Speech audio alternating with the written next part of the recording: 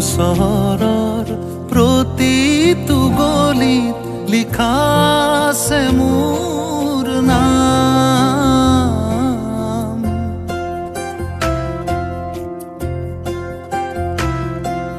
তোৰ চহৰৰ প্ৰতিটো গলিত লিখা আছে মোৰ নাম।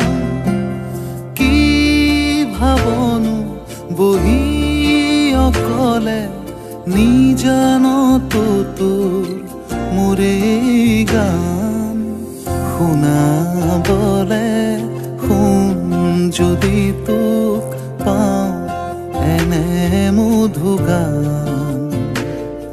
সবাই